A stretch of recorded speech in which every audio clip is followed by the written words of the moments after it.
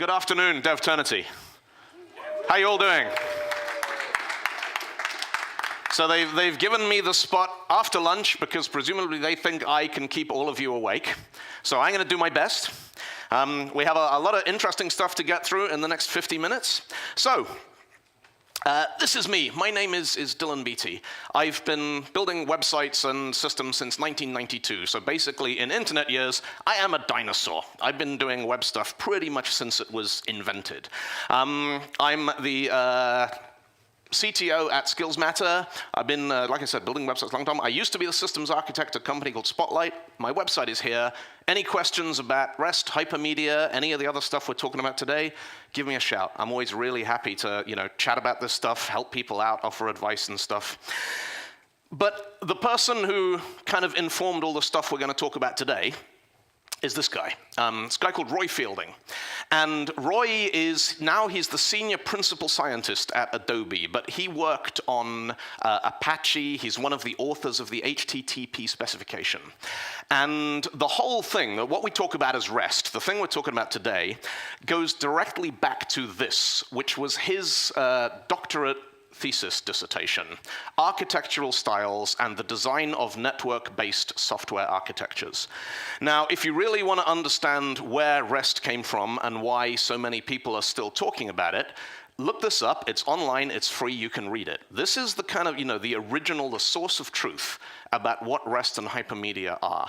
And there's a couple of things in this which, I think are very interesting. Roy Fielding was very heavily influenced by construction and buildings in the way he thought about software engineering and building software systems. And there's a couple of quotes in here that I just want to pick out. One of them, when given a name, a coordinated set of architectural constraints becomes an architectural style. Now, this is important because, REST and Hypermedia and stuff, we are not talking here about something you can download. We're not talking about a framework that you can install or about a language that you can use. We are talking about a set of constraints. And the thing about these constraints, the only thing that enforces them is the way you and your team build your system. No one's going to wave a red flag and go, hey, you just crossed a line. You were RESTful and now you're not. These are things that you need to understand, and you need to understand how they apply to the problems you are trying to solve.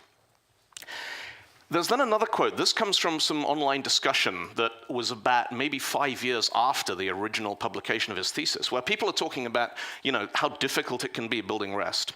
And he says something that I also think is very important to impress on all you. REST is software design on a scale of decades. Every detail is intended to promote software longevity and independent evolution. Many of the constraints are directly opposed to short-term efficiency. Now, this is really important. Often, you will find, this is software. There's more than one way to do it. The problem you're trying to solve, or the system you're trying to build, you'll come up with lots of different approaches you could take. Monolith, microservices, serverless, distributed systems, queues, lambdas, all these kinds of things. And often, the RESTful approach is not the quickest one.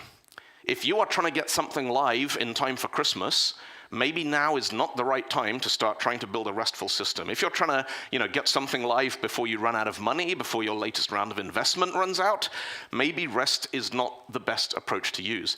If you've shipped version 1, and it's brilliant, and people are using it, and it looks like the business case, and your organization's going to be around for a while, REST is a good candidate for version 2. A lot of these patterns validate the problem first and then look at building something which will allow you to evolve and cope with changes and changing requirements. So, REST, representational state transfer, a coordinated set of architectural constraints intended to promote software longevity and independent evolution. So, what we're going to do first, we are going to look at these constraints. We're going to go through the 6 kind of rules, if you like, that were outlined in Roy Fielding's original thesis and explain what they are and how they apply to the way that we build systems. And then we're going to look at some examples of how you actually implement code that satisfies those constraints. First one is client-server. Now, here in 2018, hands up who's built a client-server system. Yeah. Everybody now in the world, with maybe a handful of exceptions in people doing data science and stuff, client-server is by far the most common software architecture that we come across. And it's worth just recapping the benefits of client-server, because this was not a sort of foregone conclusion. There are merits to this that it's worth reminding ourselves about. The distinction we get is server is where you store your data. The server is where you enforce your security. It's where you model your behavior. Client devices, web browsers, mobile devices, distributed applications, they are where you do local processing. They are where you do presentation. Those are normally where you deliver your user interface. Now, there are a lot of benefits to this approach, not least is that you can deliver the same system to lots of different people by bringing more clients online. If you want to browse AltaVista or Google or Yahoo or something, you don't go and buy it. You just open a web browser and point to it. And Google are like, well, 1 million users, 2 million, 5 million, 10 million, we don't care. And also, if you approach your design in a particular way, every one of those clients is effectively contributing their computing power to the problem that you're trying to solve. You need to run a system for 1 million people? Well, that's okay. You've got 1 million smartphones plugged into your network. You can design to offload that computation onto the people who are using it.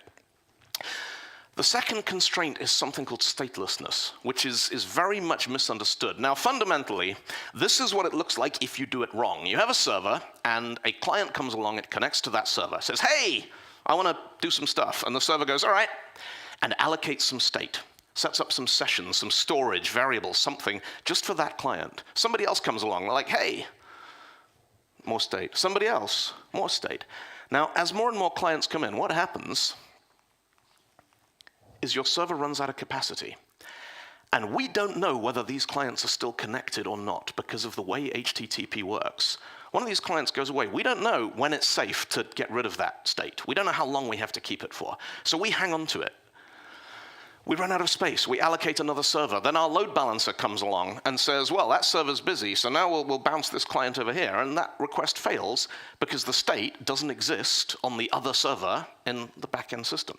As soon as you start allocating state, suddenly you can't scale anymore because your server needs to be big enough to store all of the information for all of your clients just in case they're going to come back.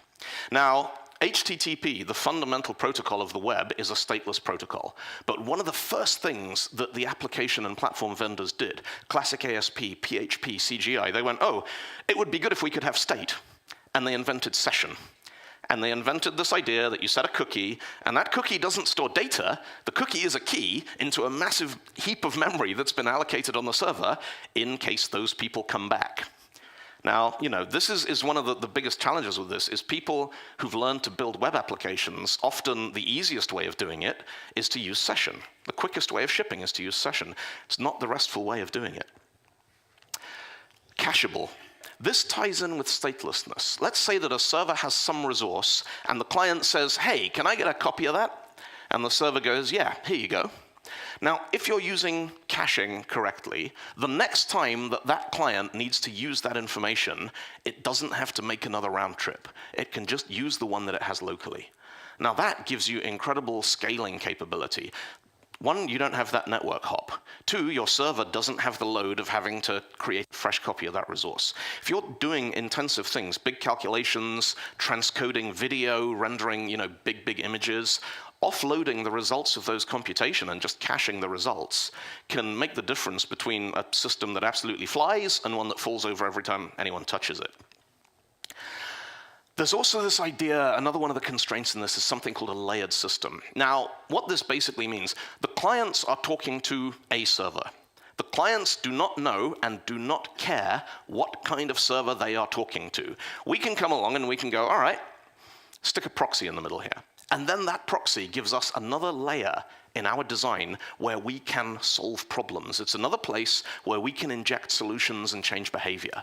So we can, for example, this client comes along and it requests some resource from that server. We send back a response. Client's got it, this is fine. The next client that comes along, that proxy can go, well, I've got a copy of that, and it's still fresh. We'll send them that one instead.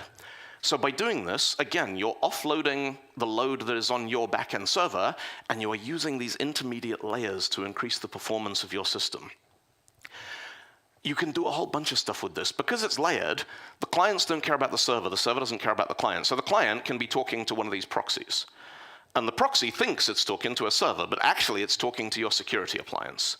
which is doing cache and certificate validation and that kind of stuff. And the security appliance thinks it's talking to a server. It's actually talking to a load balancer. And then the load balancer thinks it's talking to a server. It's actually talking to 5 servers. And all of these pieces, they don't care. You can plug any one of them into any other piece. It's like Lego when you get it right. And you can inject layers, you can remove layers.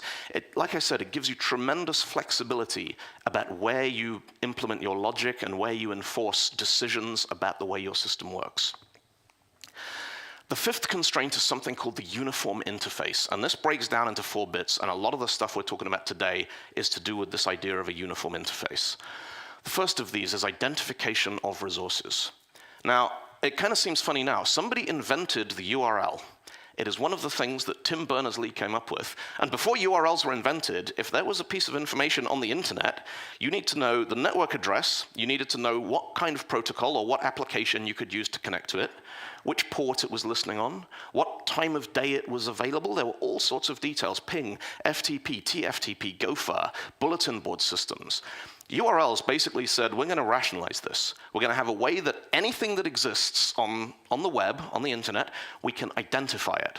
All the stuff you need to access it is there. The protocol, the port, the host name, the path, the fragment, all this kind of stuff. Anything that exists can be identified by one of these, any resource. Manipulation through representations. Now this ties into the idea of when we build software systems, we are modeling real life. We're coming up with abstractions that allow us to solve problems. You go into a restaurant, you look at a menu, they don't bring out all the dishes and show them to you one by one. They've created a representation. Maybe there's photographs on it. Maybe it lists, which ingredients are in it, which one's a vegetarian. You can use that representation to manipulate that experience. You can say, I'd like that one and one of those, and they bring it out to you. REST is the same, and Hypermedia is the same. All of the systems that exist on our back end, the resources and our domain model and that kind of stuff, we create representations that you can use to do useful work with those concepts and those domains. Self-descriptive messages. Has anyone ever sat and looked at network traffic in something like Ethereal or Wireshark or something? And for a lot of network protocols, it is totally incomprehensible. If you look at HTTP, you can almost follow the conversation. The client goes, get me this. The server goes, okay. The client says, get me that. The server says, okay. The client says, here, post this thing. The server says, not allowed. These messages that flow backwards and forwards, they are descriptive. You can understand the intention and the meaning of that conversation as these things are passed backwards and forwards. And the last constraint is something called hypermedia as the engine of application state, which we're going to talk about a lot, so I'm going to skip over it for now. 6th constraint is something called code on demand. It says that in your system, your server should be able to return a resource which contains code. Client should be able to receive that code, and then at some point later, it can run it. Now, this one, I have never seen this implemented in an API, but it is a very, very common pattern on the World Wide Web now.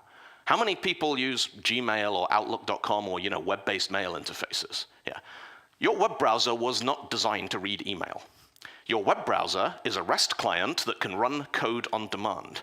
So when you go to gmail.com, you get back a response from the server, which includes an email client that is written in JavaScript. And that's what actually runs. That's what shows you your messages and stuff. Now, like I said, this pattern is incredibly powerful. I've not ever seen it implemented in the wild. And I don't know why. I don't know if that's security, or we're just not ready yet, or somebody had a better idea. But the important thing about that, this one is explicitly called out as being optional. You don't have to do it. So when Roy Fielding outlined this idea of REST, he says, these are the constraints. Now, the point is, just because your system satisfies all of these constraints, that means that it's RESTful. It doesn't mean it's the right solution. It doesn't mean it's good. It doesn't mean that it's performant or that it's the right solution for your organization. There are lots of very, very good applications out there in the wild which do not follow these constraints. And there are some that do follow the constraints and are still horrible. But once you understand the constraints, it allows you to have meaningful conversation and to think about different ways of approaching some of the problems we try and solve. And so today we're going to look at solving some of those problems because we're going to build a social network for superheroes. Because there's a lot of money in the superhero business, and I think we could get in on that action, you know, the Marvel Expanded Universe and Justice League and all this kind of stuff. Now, we don't want to get into front-end development.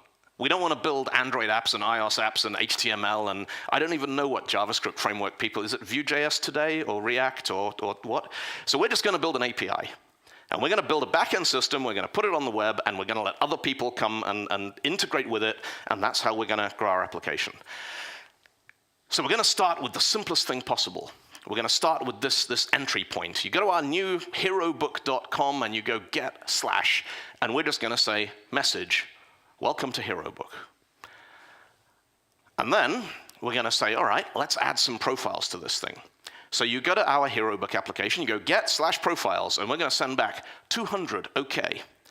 Content type, application / JSON, and then some data. Username is Iron Man, name Tony Stark.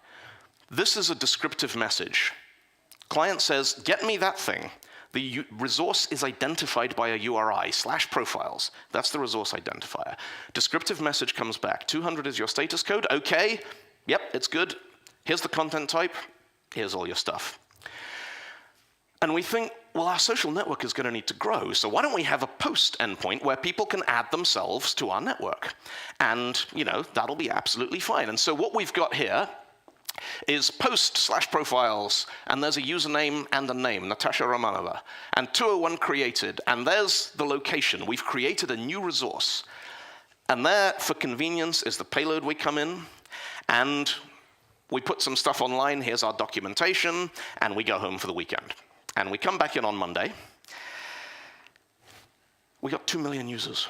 This thing has gone viral. It was on Hacker News, and then one of the Kardashians retweeted it, and then everyone jumped on it, and the entire Marvel Expanded Universe has all decided that they need to go and get applications on our social network. And then Slack starts pinging, and the phone starts ringing, and it's our network team, and they're like, your API is using up all of our bandwidth. And the boss comes in and he says, this stupid API you invented, it's overloaded the database. The site is offline, you know. Now, what do you think the problem is here? We've built 2 endpoints. We've got get and we got post. And if you post, it adds you to the system. And if you get, what does it give you back? Everything. The entire list. So we think, hey, we know how to solve this. Someone goes, yeah, it's brilliant. We'll just put page in there. So get profiles, page equals 1. And we'll break it down into little pieces. And so page 2, OK, OK, OK. Page 5, no content. It's pretty simple, right? It's like dir/p in the dark days of MS-DOS, if anyone's old enough to remember that. Now, this works. This is a perfectly workable solution. This is not a RESTful solution. And the reason is that we have already violated one of those constraints. Hypermedia as the engine of application state. When we get to that first page, that first list of users, there is nothing in there that tells us that there's a page 2. We have to read the manual for that. And one of the great things about RESTful systems is when you build them properly, you don't need to read the manual because your documents are self-describing. Now, does anybody recognize these? I grew up with these. These are choose-your-own-adventure game books.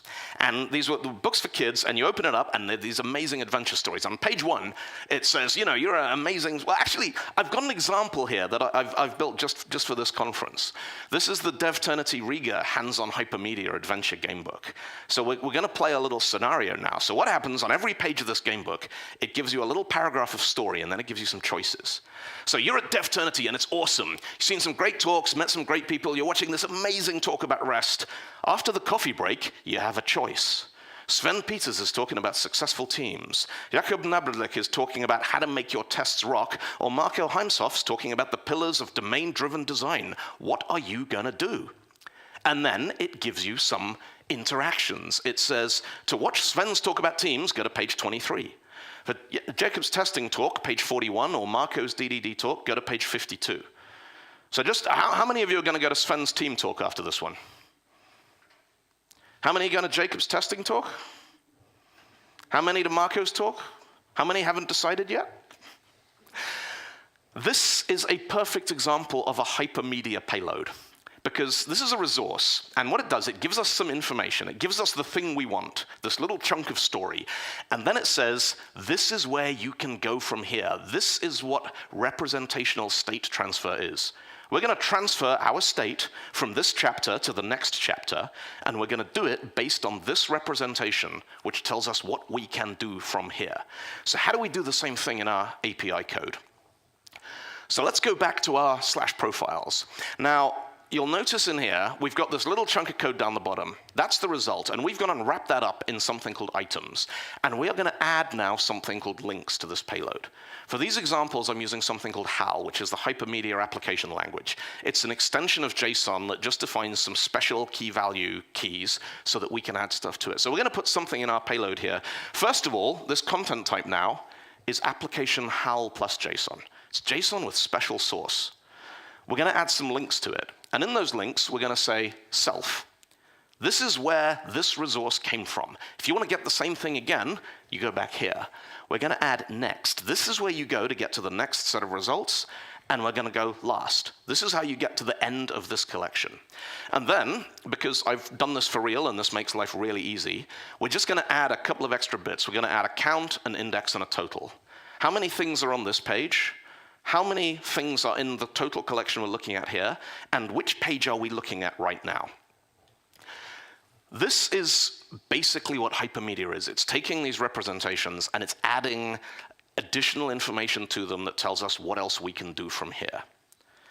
So let's have a look now at some code and see how you actually implement. So I'm going to be using two different .NET APIs to do this. But the principle is not how to do stuff in .NET. The principle is how to do stuff in Hypermedia. Now, the demo I'm using here, I actually have a special font installed on these clips, which is called Fira code. So when you see this weird stuff here that looks like Algol or runes or something, it's not. It's just a special font. Underneath the code, the thing, it's still ordinary, plain C# source code. So, pardon me. So what I've got here, this is a little JavaScript application, and I'll show you the links to this at the end. All this code is on GitHub where you can play with it. And what this thing does is allows us to use a web browser to interrogate the API and get some responses back from it and see what's happening with that. So first thing that we're going to do, we're just going to go in, we're going to hit /profiles, we're going to hit go, and it's going to bring us back everything. And you can tell it's bringing us back everything. We got a 200 success. And we've got a big, huge, great big long list of all the superheroes. And thank you to whoever put that on Wikipedia to save me typing them in by hand. Now, the code that generates that is really, really simple. This is ASP.NET Web API, public object get. So this is our profiles controller. Profiles equals DB is our database, list profiles, and just return it. Get it out of the database and spit it straight back. Not controversial at all. What we need to do now is extend that so we can add this links collection to it. So the first thing we're going to do is we're going to go into that result. We're going to create a new type, called result. This is just an anonymous object, doesn't have a type, and we're going to say items is our profiles thing, and then we're going to return that result. This is step one. This moves that response and puts it down into something that's part of this HAL JSON container. And if we go back and run the front end again, when we hit go on here, what you'll see is that instead of just getting this top-level raw JSON, we're going to get a result object which has items in it. We've still got everything there, but this is the first step towards doing a HAL JSON response. Now, second thing we're going to do, we're going to go back in here, and we're going to say, how many items per page do we want to return? I'm just going to make a decision in here. I think we're going to say bring back 10. And then we're going to use a .NET feature which is called link. How many of you here are C#.NET developers, by the way? Okay. This should make sense. There are similar patterns in Ruby. There are similar patterns in Java, all kinds of things. We're just going to use a construct here called take, which allows us to say, just give me the first 10 things from that result. Now when we repeat the result, we get the same shape, but the payload is a lot smaller. Yep.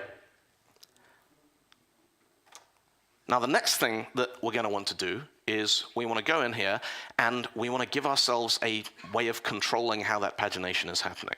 So we're going to pass in the index. This gives us the ability to say, give me page 1, page 2, page 3.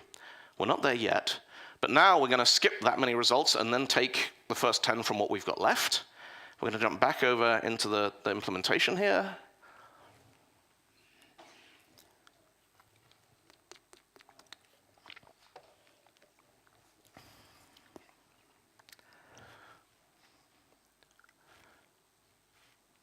And there we go. Now, at this point, we can change the index. This is like that first thing that I showed you that was not RESTful, because we've implemented the solution, but there's nothing yet showing you how you can actually go in and navigate this based on the resources. So the last thing that we got to do here is we need to go into that result and we need to add this idea of links to it. So we're going to jump into our result object here, which is dynamic, so we can just bolt things onto it anywhere we like. And we're going to say links equals new, and then inside the links, we are going to put a thing called next. And next is going to be an object that has a property called href. And href is going to be a resource identifier, because we are manipulating representations and resources via identifiers. So we're just going to put in there href equals profiles, index equals index plus results per page. Page 1, it'll give us 2, 3, 4, 5. Let's jump back over, have a look at what that looks like.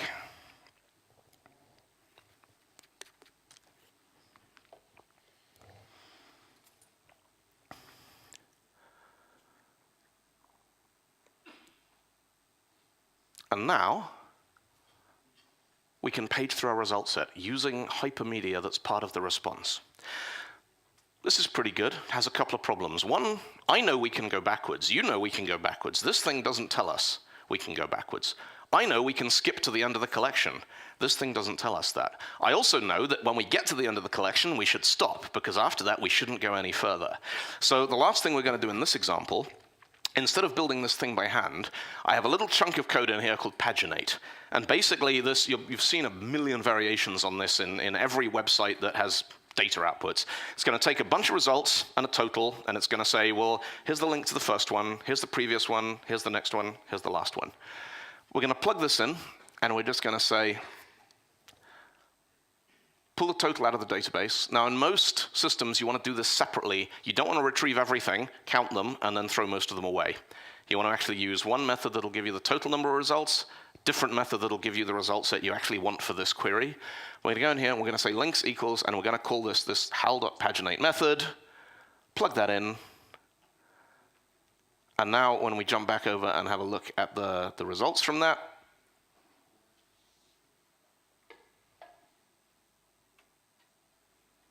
what we should see is that each one of those pages now is decorated with the right collection of links for where we are inside that collection.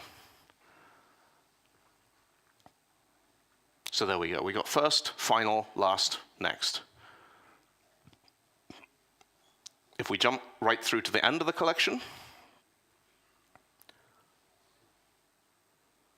you'll see there's no more next.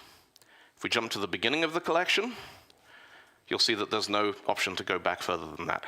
Now, this is a pretty simple example, but once you start thinking about this idea of delivering a resource with some links that say, what are you allowed to do from here? What makes sense right now? You can use that to cover all kinds of patterns. If you've got something like a profile on social media and certain information is restricted, look at the ID of the current user. Who's making that request? And give them links for the things that they are allowed to do, and don't give them links for the things they're not allowed to do.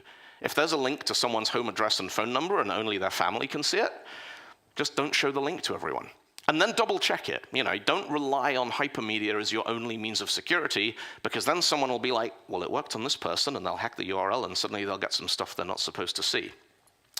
But this idea of delivering links along with your resources is the kind of fundamental principle. One, it's what makes the World Wide Web function, and two, it's the fundamental principle of Hypermedia and REST. Okay, let's have a look at some more examples. So now we have get profiles, Iron Man, and it's a social network, so we're going to need to give our people some friends. So we add this idea that you can have friends on your profile. And Tony Stark is a popular guy, Everyone loves Iron Man. He's got a lot of friends. He's got like 500 friends. And we're going to add the ability for him to post some status updates so that his friends can see what it is that he's been doing. So we're going to plug in here, hey, my new Iron Man suit is going to have a selfie stick. And everyone's like, hey, that's a good idea. And then he's like, it broke. Oh, well, back to the drawing board. Now, we're going to add these updates. He's got all these friends. His friends can also have updates. And his friends can also have friends. And his friends' friends can also have updates. Now, at this point, we get into something we call big data, which is where you have too much JSON for one PowerPoint slide. What's the problem we've got now? We're starting with one profile. You know, that's easy. It's not this whole problem of bringing back the entire database. Well, actually it is. It's just we're doing it by a different mechanism now, because we're bringing back, if you've worked with DDD and this idea of aggregate roots and you know, domain aggregates, just starting from Iron Man is enough to bring back every single piece of data in the system, because everything is connected to everything else because of the way the social network graph works. So now, we get the angry phone calls again. We get your stupid APIs using all our bandwidth again. And your APIs overloaded the database again. I told you we should have built it using PHP. And that's the thing you don't ever want to hear. So how are we going to fix this? So we have the bright idea, well, hey, we got this links pattern. You know, we've got this idea. We can bring back JSON with links in it to go next and previous and stuff. Instead of bringing back the whole profile, why don't we break it down into pieces? Why don't we break it down and say, okay, well, we'll put the, you know, this is Tony Stark's profile, and friends are here, and updates are here, and photos are here, and we'll expose all of those things as different resources. And this is brilliant. You know, everyone thinks, what a great idea. And we ship the code for this, we push that live, and when we come back into work the next morning, somebody's been trying to work with our system. And they do get Iron Man's profile, okay. And they do get profiles Iron Man friends, okay. And they do get updates. And they do get photos. Photos, 1, 2, 3, 4. Oh, that photo's got comments on it. Let's go and get those. And then this one, and then this one, and then this one, and then this one, and this one. And then we start getting angry Slack message again. And then somebody's saying, look, I'm trying to use your stupid social network API, and I got to make like 50 calls just to draw a web page. What's going on? And then the boss comes in and says, web server has crashed because your logs, your web server logs have overflowed the C drive. We've never had this problem with PHP. And at this point, you're thinking, I really need to fix some of this stuff, otherwise the whole thing is going to get thrown away. Now, this is one of the, if you remember one thing from this session today that you go and look up when you're trying to do this stuff for real, it is the phrase resource expansion. Because that's the key to building RESTful APIs that respect all these constraints, but can still actually be used in the real world. What we are going to do is we're going to say, okay, let's say you can go to Iron Man's profile, but we're going to add a new parameter. We're going to say expand equals updates. And if the client includes that parameter, what we're going to do is we're going to go and fetch the updates that belong to this profile, and we are going to return them along with the thing you asked for. You ever worked with object relational mappers where you have the idea of eager loading and lazy loading? REST is kind of lazy loading by default if you do it right. But you can implement eager loading mechanisms using this pattern that we call resource expansion. So we're going to go in here, we're going to say, okay, get Iron Man's profile, expand updates. Now there's two things we're going to do here. First of all, the expansion means give me exactly the same thing that I would have got if I'd gone and fetched that URL. The reason we do that is that if we know that those little data fragments are the same, we can do clever stuff with caching on the client. We can do clever stuff with caching on the proxies. You can even build front ends that actually parse this JSON and go, well, I already have his updates. I don't even need to send that back to the server. So it allows you to use the layered system, the layered architecture, in conjunction with the idea of expansion. But then, we're going to add a new chunk of content to our response, which is called embedded, which is another, the underscore here means this is special source, this is HAL JSON. And we're going to put in there the updates collection, which is the exact same thing that we would have got if we'd made a second network request. Now, I'm going to do another quick run through, show you how we go about implementing that kind of pattern. So, we've got I'm now using a different .NET API. This is a thing called NancyFX, which is based on, if anyone's worked with Sinatra in the Ruby world, it's that kind of idea. It's a very lightweight, very dynamic way of doing it. Now, one of the interesting problems that you often come across building these kind of hypermedia systems is you'll have a backend which is, like an enterprise domain model. And it's very, very, it's statically typed. The types are locked down. It's mapped onto your database. There's business behavior and stuff.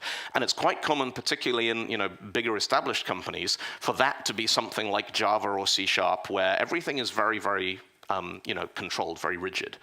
But then on the web is basically the Wild West. Anything goes. We sling strings backwards and forwards, and if you're very lucky, the string looks like JavaScript, and if you interpret the JavaScript in a particular way, you get a business object that you can use to do some work with. You know, there is no law on the World Wide Web. The HTTP protocol is pretty much wide open. It's very, very forgiving. You can get away with almost anything.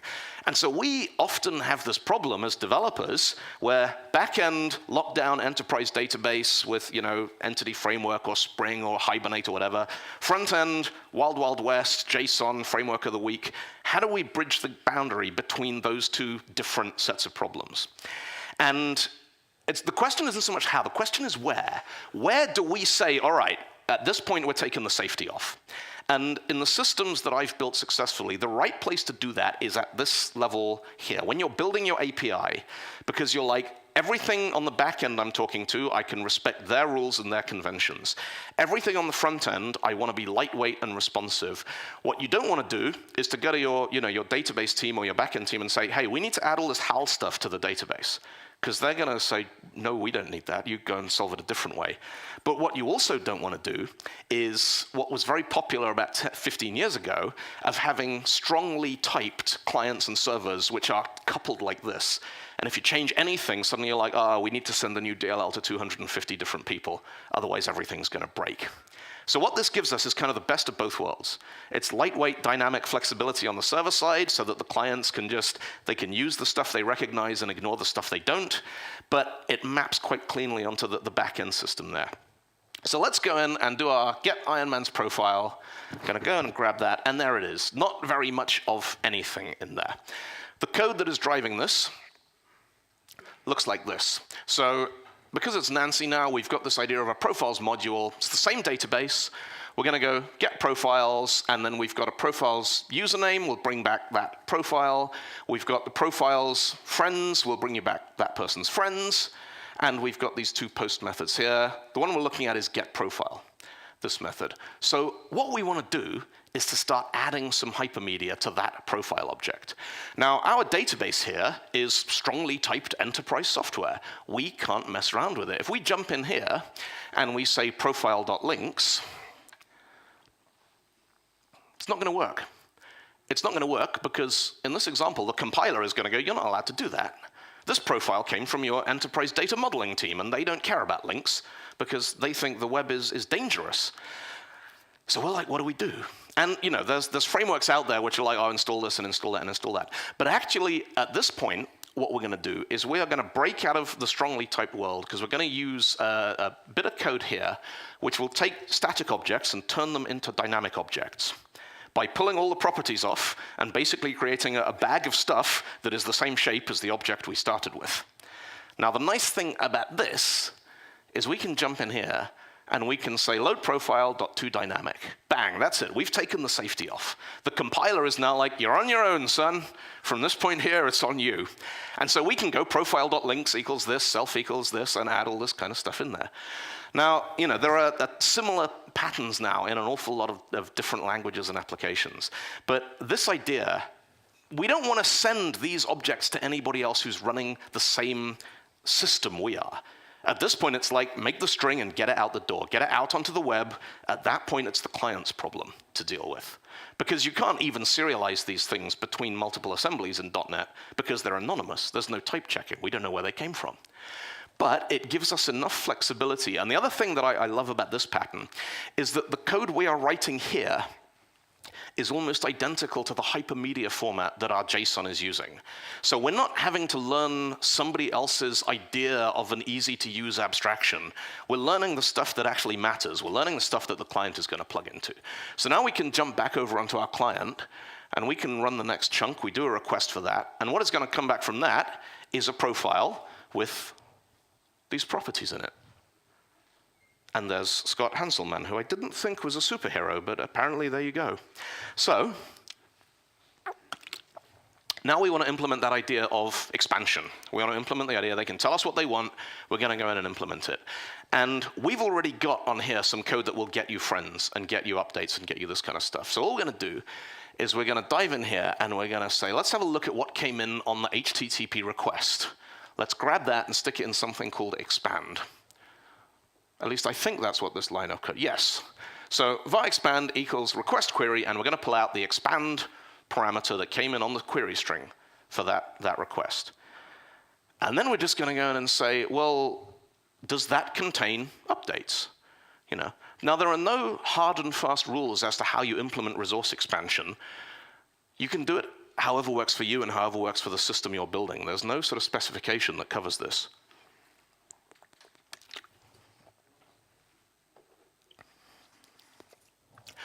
And all we're going to do now is we're going to call that getFriends method. Now, that's the same method that the API would have exposed if the client had hit it directly. Exactly the same data, same payload, same shape, same data structure. It's just, instead of doing 2 calls from the client to the server, we're doing the whole thing on the server now. We're plugging it in, and we're going in, we're expanding it in line.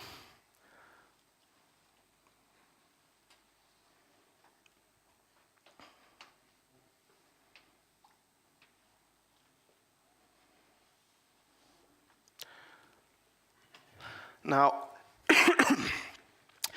that, like I said, if you remember one thing from this talk, resource expansion, I spent a couple of years working with this stuff thinking, I do not understand why anyone ever thought this was a good idea.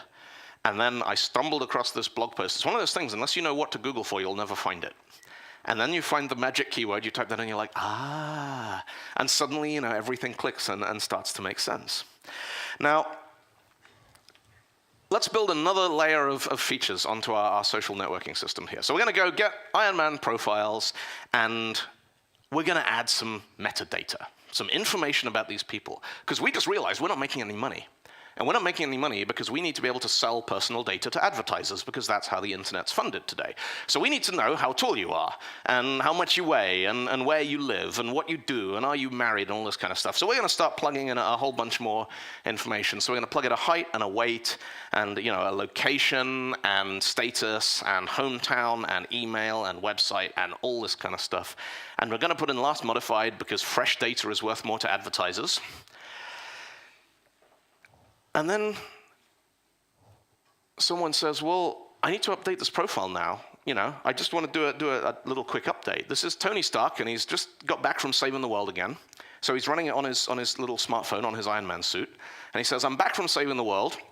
And our API says 409, conflict, which is the status code that means I can't do what you asked me to do because that disagrees with something that somebody else said.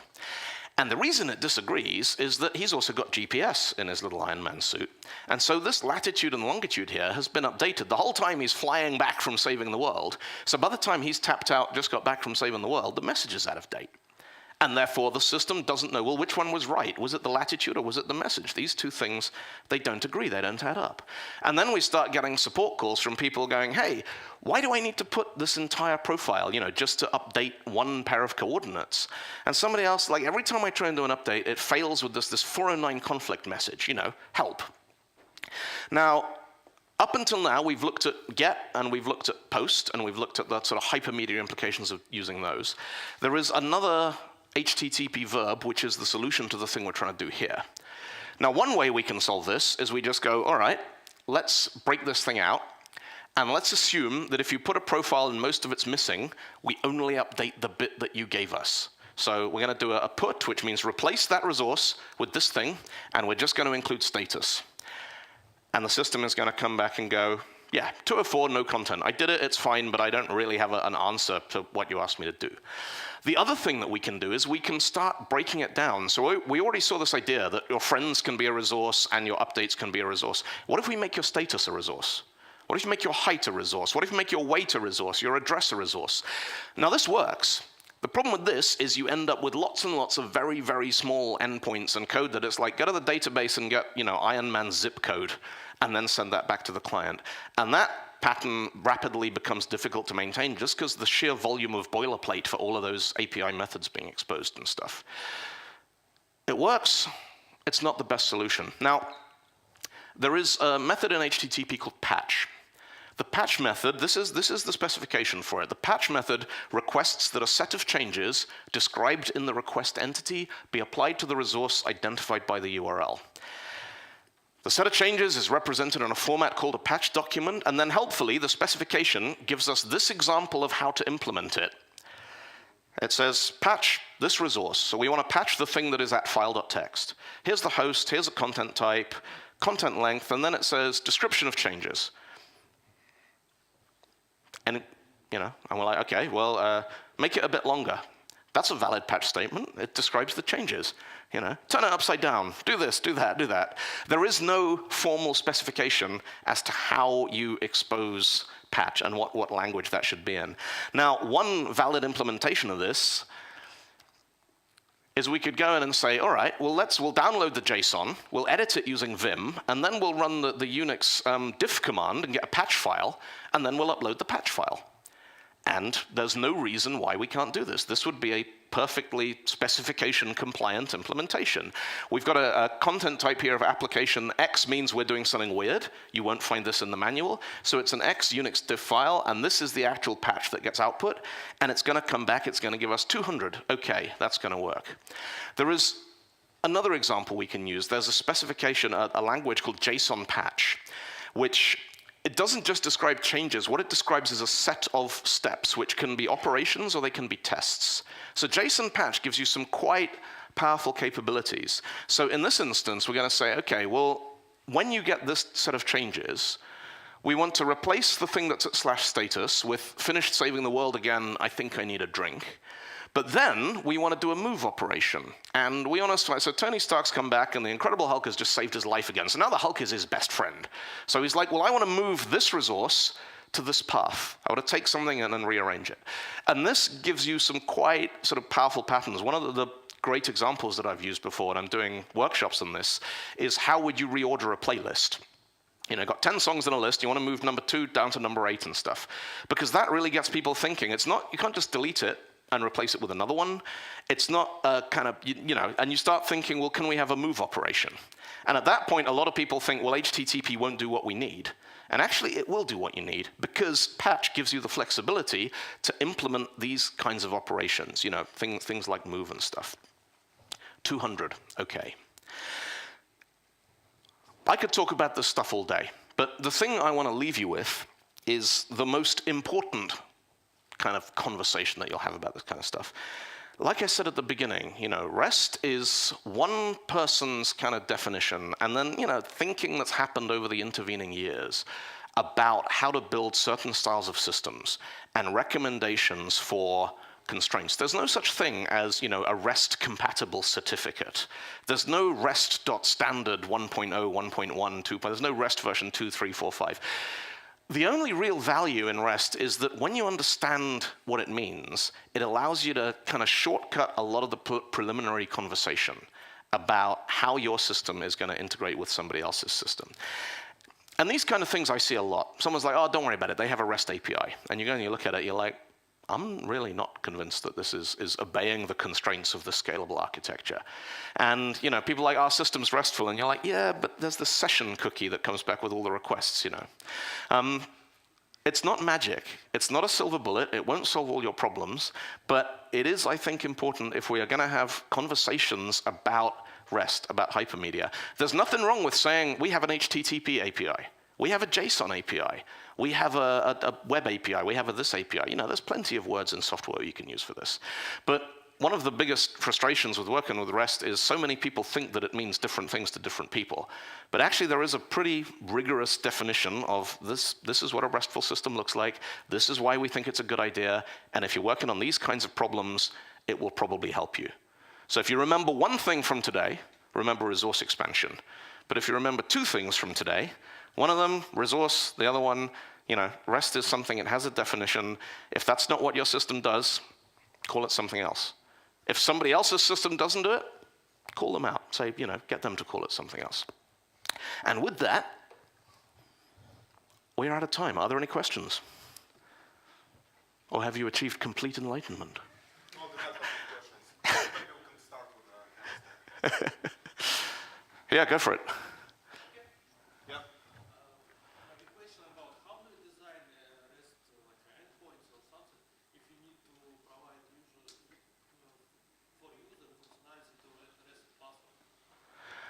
Depends who the user is. Yes, just like a simple action, reset password. Just click button and go, you will receive some kind of email. So So one of the things about REST is your user effectively is actually the people developing your client applications. So somebody else is responsible for implementing UX and stuff. And you can do some quite sophisticated stuff, particularly now we've got, responsive JavaScript frameworks like, Angular and React and things, where you can say, well, you're going to get a model back from the server, which is going to include a bunch of links. And you can include metadata on those links that says you should put this on the screen because someone might want to click on it. You should put this on the screen because it might be useful to somebody, So you can offer navigation and transitions and these kinds of things. In terms of user experience, think about the client application developer who's going to be working with your API. Because if you've got users out there in the real world talking to your API directly, either you've got very, very smart users and I want to come and work in your company, or you've missed a step somewhere there in the middle. So it's a sort of question of layers, and quite often the end layer in the thing will be something that you and your team didn't necessarily create yourselves. Or it could be something like a mobile application developed completely independently. Does that sort of answer the question?